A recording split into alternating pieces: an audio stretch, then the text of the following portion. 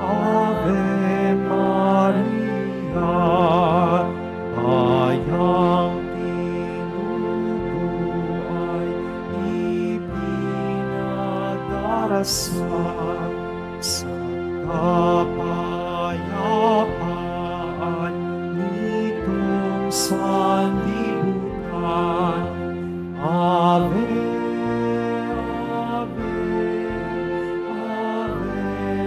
Maria, Ave, Ave, Ave Maria.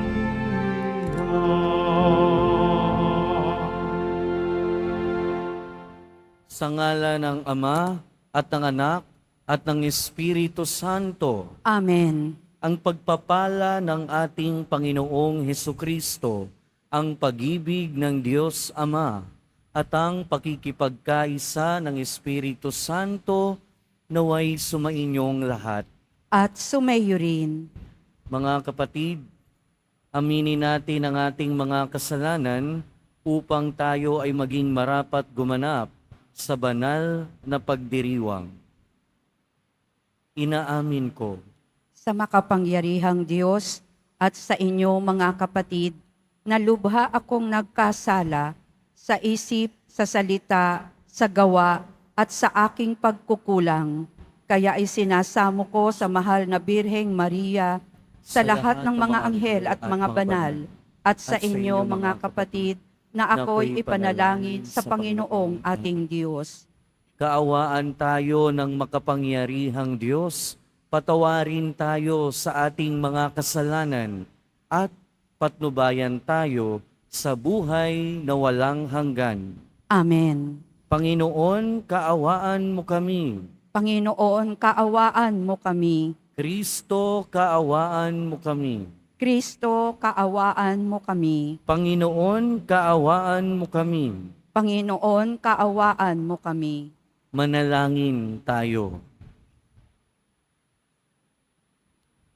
Ama naming makapangyarihan, ipagkaloob mong kami magkamit kailanman ng kalusugan at kagalingan sa aming katawan at kalooban.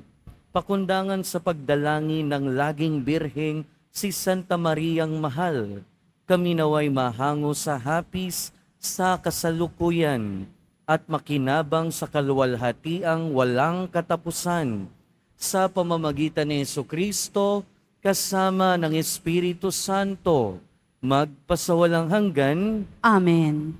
Magsiupo muna po ang lahat. Pagbasa mula sa unang sulat ni Apostol San Pablo sa mga taga-Korinto. Mga kapatid, kami ni Apolos ang ginamit kong halimbawa upang matutuhan ninyo ang kahulugan ng kasabihang huwag lalampas sa nasusulat. Huwag ipagmalaki ninuman ang isa at hamaki naman ang iba. Ano ang kahigtan ninyo sa iba? Hindi ba lahat ng nasa inyo'y kaloob ng Diyos? Kung gayon, bakit ninyo ipinagyayabang na waring hindi kaloob sa inyo? Kayo pala'y nasisiyahan na, mayayaman na kayo. Kayo pala'y mga hari na, hindi na ninyo kami isinama. Sana nga'y naging hari kayo upang kami na may maging hari kasama ninyo.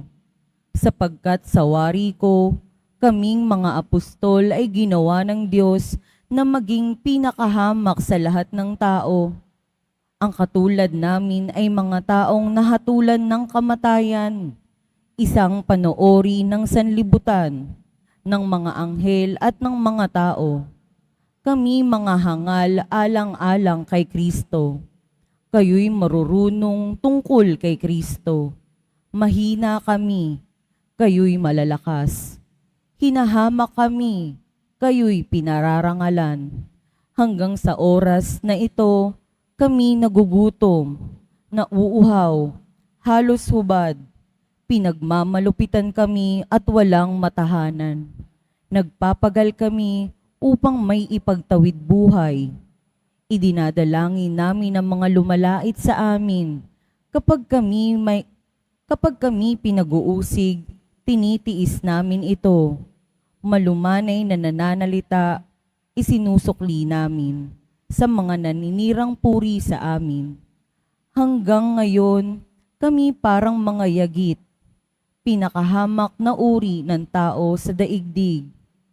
Ito'y isinusulat ko, hindi upang hiyain kayo, kundi upang pangaralan bilang mga anak na minamahal, sapagkat maging 10,000 man ang inyong mga guro tungkol sa pamumuhay Kristiyano, iisa lamang ang inyong Ama, sapagkat kayo'y naging anak ko sa pananampalataya kay Kristo Jesus, sa pamamagitan ng mabuting balitang ipinangaral ko sa inyo. Ang salita ng Diyos. Salamat sa Diyos. Sa tumatawag sa poon, ang Diyos ay handang tumulong. Sa tumatawag sa poon, ang Diyos ay handang tumulong. Matuwid ang Diyos sa lahat ng bagay niyang ginagawa. Kahit anong gawin ay kalakip doon ang habag at awa. Siya'y nakikinig at handang tumulong sa lahat ng tao. Sa sino mang taong pagtawag sa Kanya'y tapat at totoo. Sa tumatawag sa poon, ang Diyos ay handang tumulong. Yaong kailangan niyong mga tao'y may takot sa Kanya. Kanyang tinutugon at kung nagigipit, hinahango sila. Yaong umiibig sa Kanya ng lubos ay iniingatan, ngunit ang masama'y wawasakin niya't walang mabubuhay. Sa tumatawag sa poon, ang Diyos ay handang tumulong. Aking pupurihin ang Panginoong Diyos, di ko tutugutan. Sa ngalan niyang banal, lahat ay magpuri, magpakailanman. Sa tumatawag sa poon, ang Diyos ay handang tumulong. Magsitayo na po ang lahat.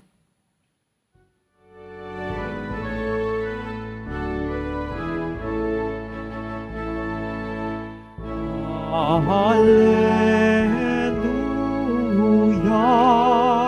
Hallelujah, Hallelujah,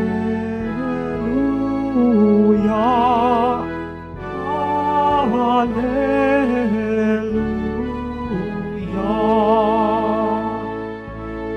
Ikaw, O Kristo, ang daan, ang katotohanan at buhay, patungo sa mangmahal.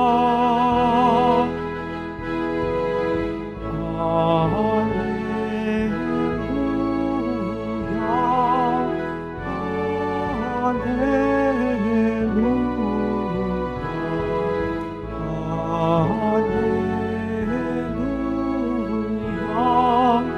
Hallelujah, Hallelujah.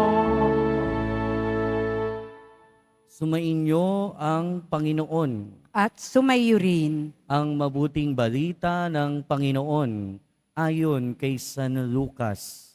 Papuri sa iyo, Panginoon.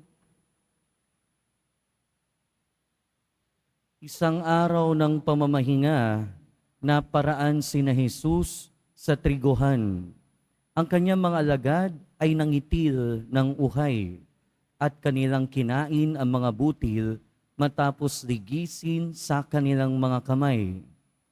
Bakit ninyo ginagawa sa araw ng pamamahinga ang mga ipinagbabawal ng kautusan? Tanong ng ilang Pariseyo.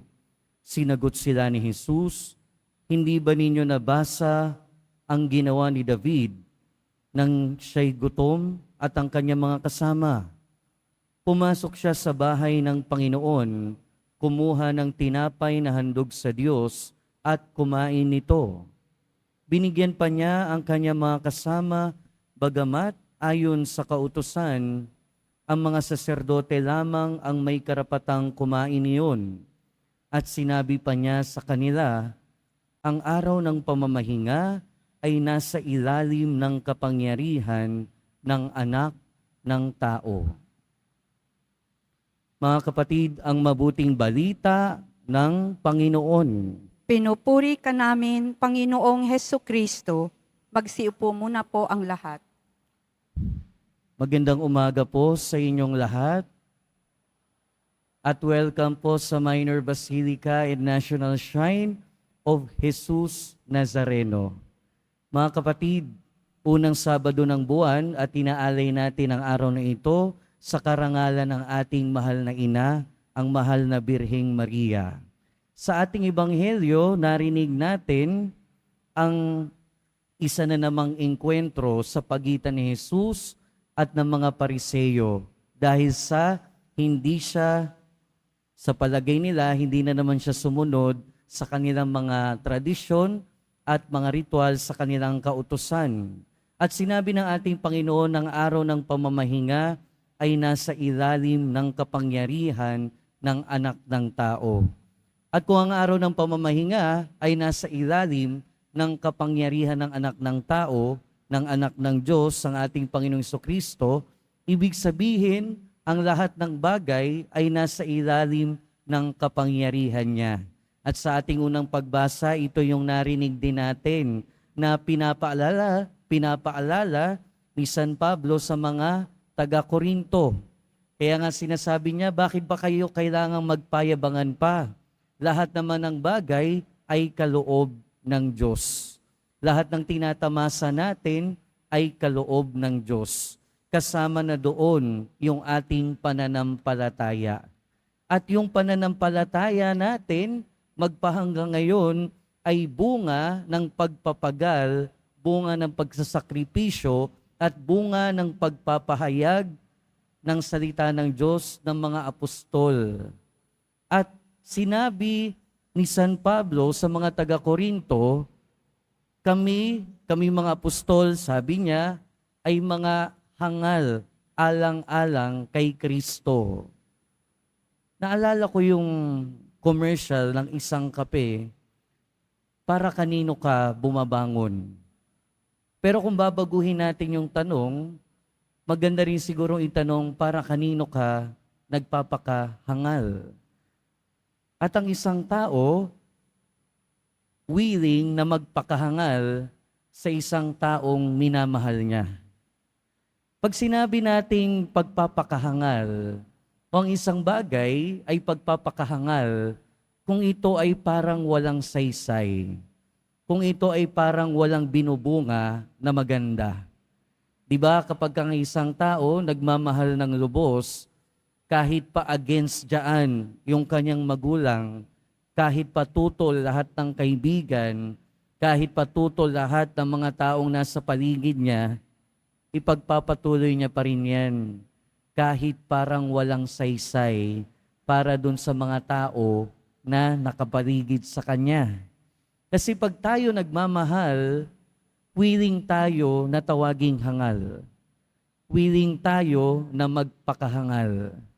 Pero sa kaso ni San Pablo at ng mga apostol, willing silang magpakahangal alang-alang sa pagmamahal kay Kristo at alang-alang sa pananampalataya. At kung titingnan natin sa unang tingin, sa mata ng taong walang pananampalataya at paniniwala, yung ginawa naman talaga ni San Pablo at ng ibang mga apostol ay parang kahangalan. Bakit? Dahil noong mga panahon na yun, ginagalugad nila yung mga lugar, naglakbay sila ng malalayo para lang maipahayag ang salita ng Diyos, ang tungkol kay Kristo. Pero hindi lang yun. Dahil noong mga panahon na yun, sa kanilang pagpapahayag, sa kanilang misyon ng pagpapahayag ng mabuting balita, marami namang tumututol, maraming hindi sumasang-ayon, maraming umuusig, karamihan nga sa kanila pinatay pa. Kaya kung titingnan natin, kung hindi natin gagamitin yung mata ng pananampalataya, kahangalan talaga. Wala talagang saysay. Puro paghihirap lang. Pero sinabi din ni San Pablo sa unang pagbasa, kami hindi naging marunong para kayo ay magkaroon ng karunungan tungkol kay Kristo. At kung babalikan natin yung panahon ni San Pablo, at kung titignan natin yung panahon natin ngayon, lahat ng meron sa pananampalataya natin ay dahil na rin sa kanila. So ibig sabihin, hindi talaga kahangalan. Hindi kahangalan ang sumunod sa ating Panginoong Hesukristo. Hindi kahangalan ang sumampalataya sa ating Panginoong Hesukristo. Dahil sa kanila, nagkaroon tayo ng karunungan. Pero ang nagiging problema, yung karunungan natin sa ating pananampalataya ay minsan sumusobra. Or at least, iniisip natin, minsan ang nagiging tendency, mas nagiging marunong pa tayo sa Diyos. Sa ating ebanghelyo, ito yung naging problema ng mga Pariseyo.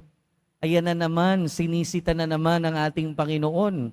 Bakit kayo namimitas sa araw ng pamamahinga? Bakit nyo ginagawa ang pinagbabawal sa kautusan?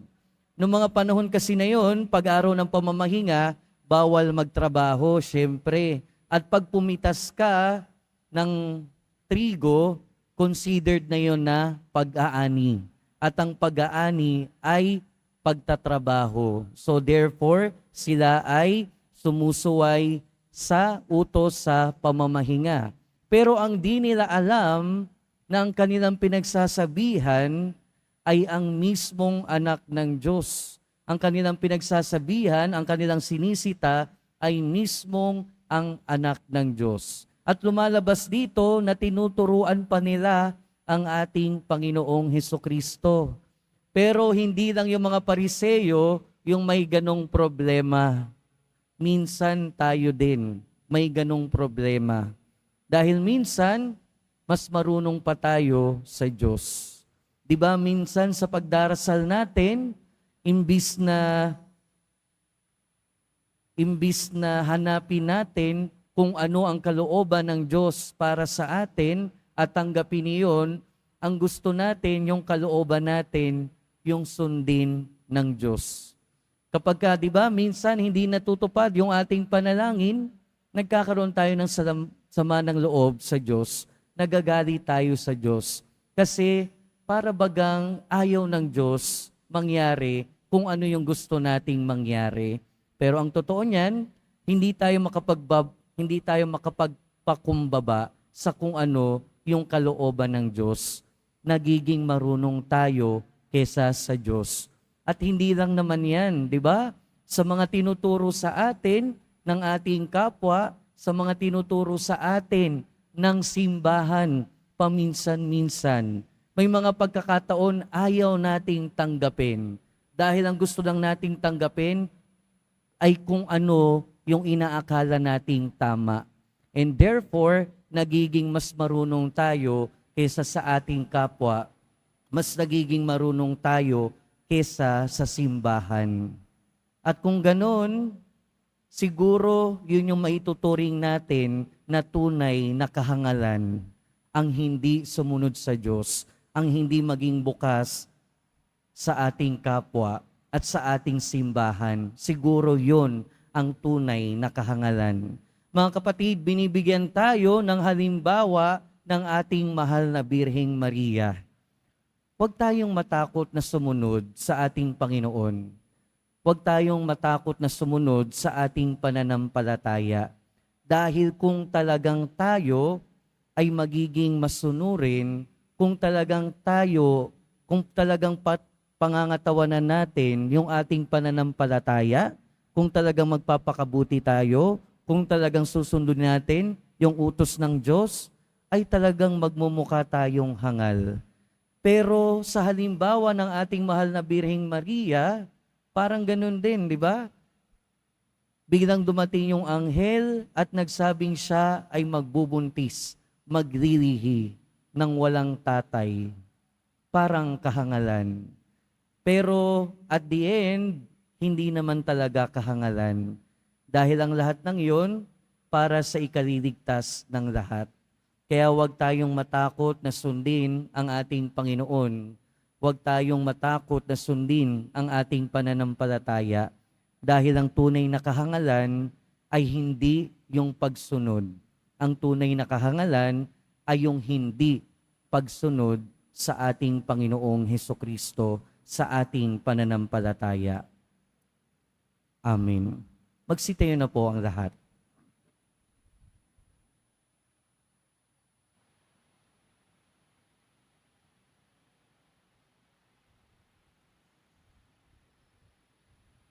Mga minamahal kong kapatid, manalangin tayo sa Diyos Ama na umangkin sa atin bilang kanyang mga malayang anak kay Jesucristo na kanyang bugtong na anak. Sa bawat panalangin ang ating itutugon, sagipin nawa kami ng iyong salita, O Panginoon. Sagipin nawa kami ng iyong salita, O Panginoon. Ang mga Kristiyano naway kilalanin ang mga utos ng Diyos bilang pinto sa kalayaan mula sa kasalanan at kasamaan. Manalangin tayo. Sagipin nawa kami ng iyong salita, O Panginoon. Yung mga may tungkulin sa pagpapatupad ng batas at sa gobyerno naway unahin ang kabutihan ng mga tao kaysa sa mga pinagkakaabalahan ukol sa batas. Manalangin tayo. Sagipin nawa kami ng iyong salita, O Panginoon. Sa pagsamba sa Diyos na hindi natin nakikita, naway hindi natin malimutan ang nangangailangang nating mga kapatid na ating nakikita. Manalangin tayo. Sagipin nawa kami ng iyong salita, O Panginoon. Yung mga dagdurusa sa iba't ibang pisikal at espiritual na karamdaman, naway hilumi ng Diyos, manalangin tayo.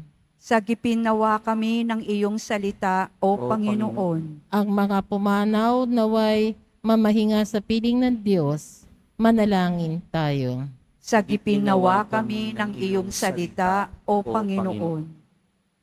Panginoong Diyos, ang bawat batas mo naway maging paanyaya sa amin upang mahalin at paglingkuran ang aming mga kapatid.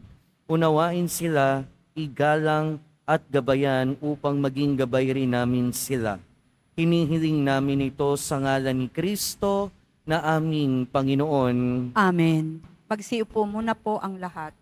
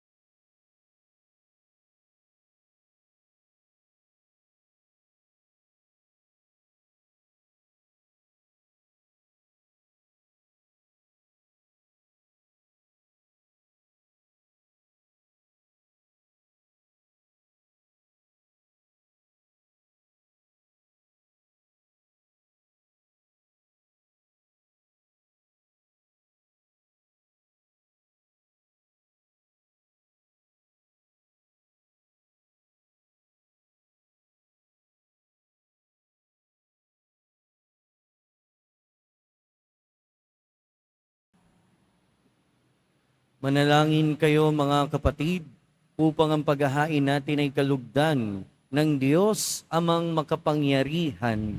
Tanggapin nawa ng Panginoon itong paghahain sa iyong mga kamay, sa kapurihan niya at karangalan, sa ating kapakinabangan at sa buong sambayanan niyang banal.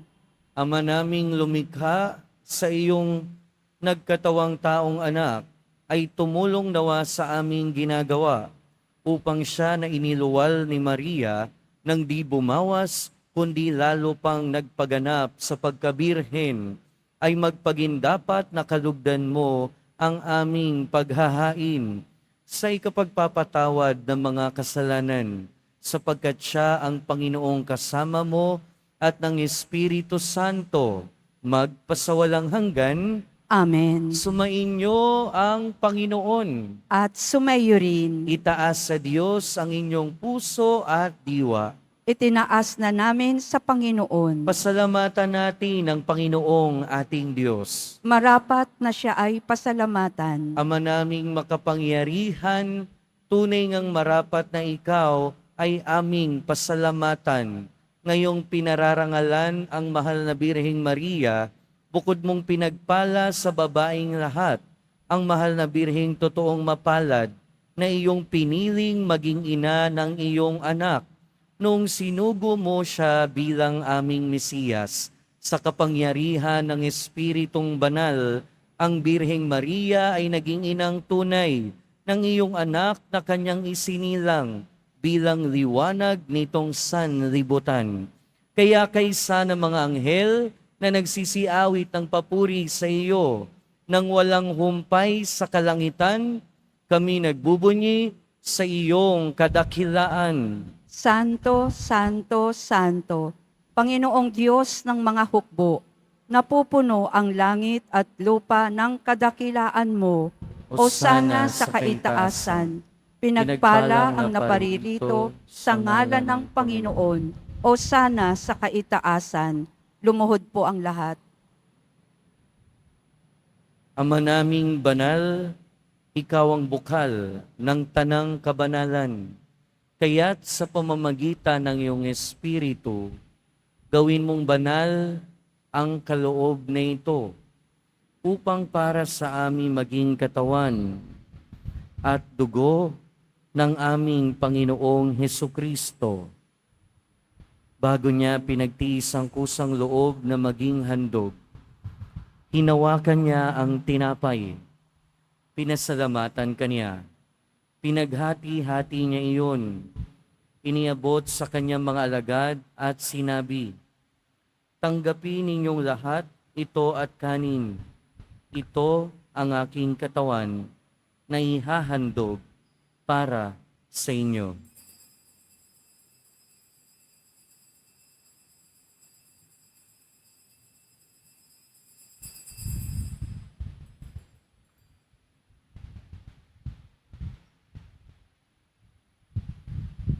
Gayon din naman noong matapos ang hapunan, hinawakan niya ang kalis, muli kanyang pinasalamatan. Iniabot niya ang kalis sa kanyang mga alagad at sinabi, "Tanggapin ninyong lahat ito at inumin. Ito ang kalis ng aking dugo, ng bago at walang hanggang tipan. Ang aking dugo na ibubuhos para sa inyo at para sa lahat, sa ikapagpapatawad ng mga kasalanan. Gawin ninyo ito sa pag-alala sa akin."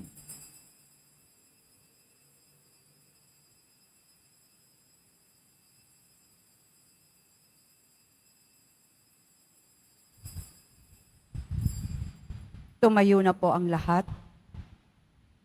Ipagbunyi natin ang misteryo ng pananampalataya. Si Kristo'y namatay, si Kristo'y nabuhay, si Kristo'y babalik sa wakas ng panahon. Ama, ginagawa namin ngayon ang pag-alala sa pagkamatay at muling pagkabuhay ng iyong anak. Kaya tiniaalay namin sa iyo ang tinapay na nagbibigay buhay at ang kalis na nagkakaloob ng kaligtasan. Kami nagpapasalamat dahil kami iyong minarapat na tumayo sa harap mo para maglingkod sa iyo. Isinasamo namin kaming magsasalo-salo sa katawan at dugo ni Kristo ay mabuklod sa pagkakaisa sa pamamagitan ng Espiritu Santo. Ama, lingapin mo ang iyong simbahang laganap sa buong daigdig. Puspusin mo kami sa pag-ibig kaysa ni Francisco na aming Santo Papa at ni Jose na aming Obispo at ng Tanang Kaparian. Alalahanin mo rin ang mga kapatid naming nahimlay nang may pag-asang sila'y muling mabubuhay, gayon din ang lahat ng mga pumanaw. Kaawaan mo sila at patuloyin sa iyong kaliwanagan. Kaawaan mo at pagindapating kaming lahat na makasalo sa iyong buhay na walang wakas.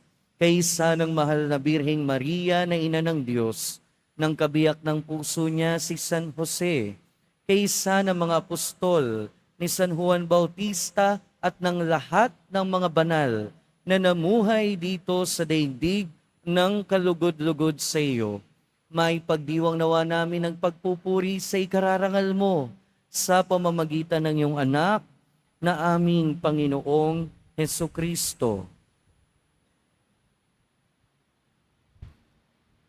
Sa pamamagitan ni Kristo, kasama niya at sa Kanya, ang lahat ng parangal at papuri ay sa iyo, Diyos amang makapangyarihan, kasama ng Espiritu Santo, magpasawalang hanggan. Amen. Sa tagubilin ng mga nakagagaling na utos at turo ni Jesus na Panginoon natin at Diyos, ipahayag natin ng lakas loob. Ama namin, Sumasalangit ka, sambahin ang ngalan mo, mapasa amin ang kaharian mo, sundin ang loob mo dito sa lupa para ng sa langit. Bigyan mo kami ngayon ng aming kakanin sa araw-araw, at patawarin mo kami sa aming mga sala, para ng pagpapatawad namin sa nagkakasala sa amin, at huwag mo kaming ipahintulot sa tukso, at iadya mo kami sa lahat ng masama. hinihiling namin kami adya sa lahat ng masama, pagkalooban ng kapayapaan araw-araw, iligtas sa kasalanan at ilayo sa lahat ng kapahamakan, samantalang aming pinananabikan ang dakilang araw ng pagpapahayag ng tagapagligtas naming si Hesukristo. Sapagkat iyo ang kaharian at ang kapangyarihan at ang kapurihan magpakailanman. Amen. Panginoong Hesukristo, sinabi mo sa iyong mga apostol, kapayapaan ang iniiwan ko sa inyo, ang aking kapayapaan ang ibinibigay ko sa inyo. Tunghayan mo ang aming pananampalataya at huwag ang aming pagkakasala.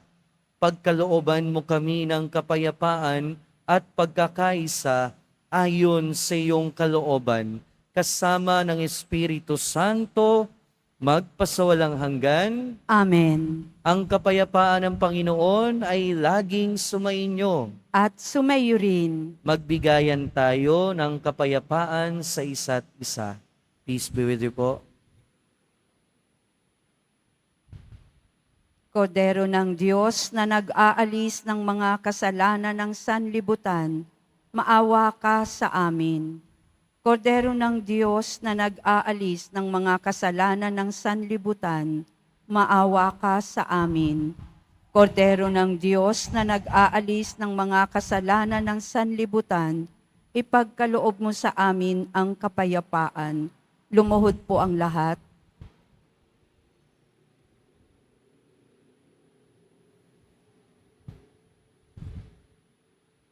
Ito ang kordero ng Diyos. Ito ang nag-aalis ng kasalanan ng sanlibutan. Mapalad ang mga inaanyayahan sa kanyang piging. Panginoon, hindi ako karapat-dapat na magpatuloy sa iyo, ngunit sa isang salita mo lamang ay gagaling na ako.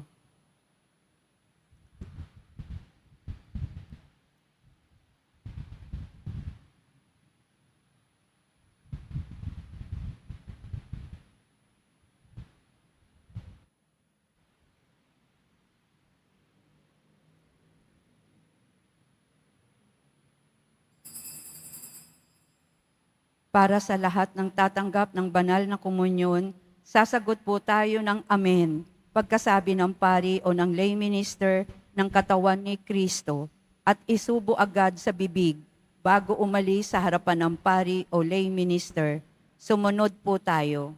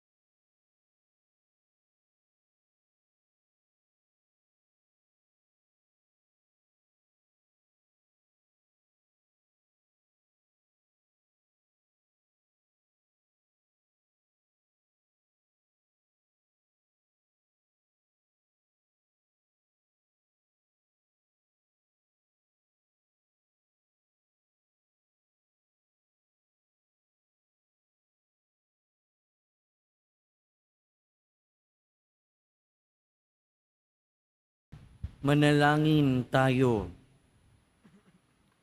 Ama naming mapagmahal, sa pagsasalo namin sa banal na pakikinabang, ang iyong kagandahang loob ay aming hinihiling upang ang pagpaparangal namin sa mahal na Birhen at pagtulad namin sa Kanya ay magpagindapat na aming paglingkuran ang pagganap sa kaloob mong kaligtasan sa pamamagitan ni Hesukristo kasama ng Espiritu Santo, magpasawalang hanggan. Amen. Sumainyo ang Panginoon.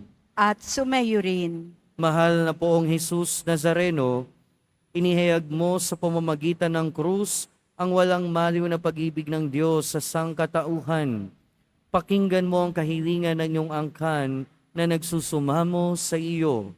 Makamtanawa nila ang inyong katugunan at tanggapin ang kasagutan na may utang na loob na tinatanaw. Basbasan din po ninyo ang mga daladala nilang imahen at dasalan.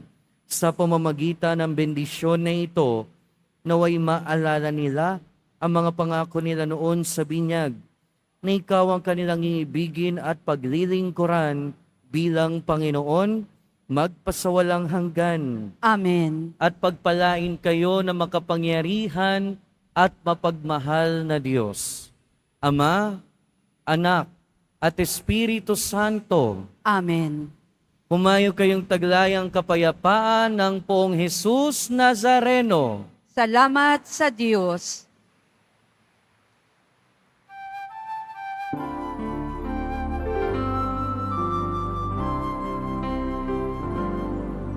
Cristo Padre Jesus Nazareno, sinasamba ka namin. Pinipinto ka namin para mo ang aming buhay at kaligtasan. Nuestro Padre Jesus Nazareno, iligtas mo kami sa kasalanan. Ang krus mong kinamatayan ay sagisag ng aming kaligtasan. Nuestro Padre Jesus Nazareno, dinarangal ka namin.